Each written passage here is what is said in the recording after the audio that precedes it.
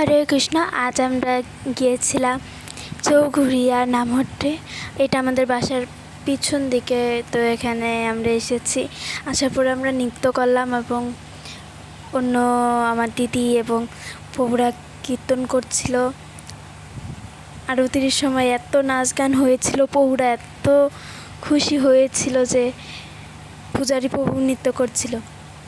তা আমরা নৃত্য করছি, এই সময় দেখি আমাদের সাথে ছোট একটা ভাইও নাচছে। ও হলো মেয়েদের মতো হতে চায়। এখানে প্রভুরা এত সুন্দর করে কীর্তন করছে যে বলার মতো নেই। আর সেই দিনের পাঠটাও খুব ভালো হয়েছিল। তো আপনারা এই পাঠটা শ্রবণ করবেন। হরে কৃষ্ণ।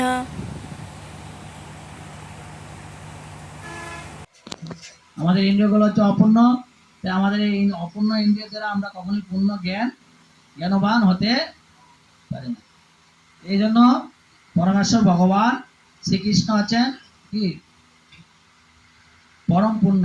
এই পরমেশ্বর ভগবান শ্রীকৃষ্ণের চরণে যদি আমরা নিজেদেরকে সমর্পণ করে দেই, তখন পরমেশ্বর ভগবান শ্রীকৃষ্ণ কি করবেন? আমাদেরকে পরিচালনা করার দায়িত্ব।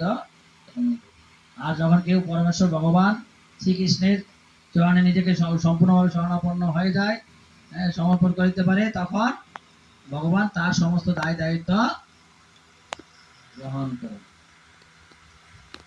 আমরা এই পৃথিবীতে এমন কোনো বড় লোক বা ধনী ব্যক্তি, সমাজপতি, অনেক কোটি কোটি টাকার মালিক বা সরকারি উচ্চ পদক কর্মকর্তা বা মন্ত্রী মিনিস্টার, আমরা এরকম কোনো ব্যক্তিকে দেখেছি যে তার প্রতি সবাই সন্তুষ্ট?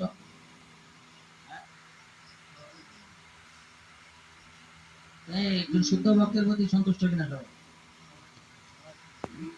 আমাদের প্রভুপাদ গুরুদেব ওনাদের প্রতি সন্তুষ্ট না?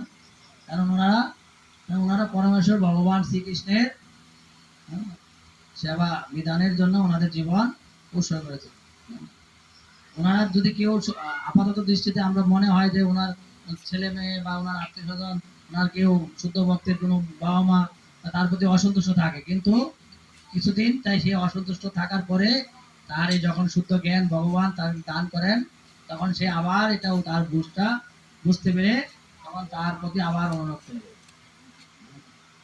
যখন দেখে না আমি তো তাকে ভুল বুঝেছি, না সে তো আমার মঙ্গলই করেছে,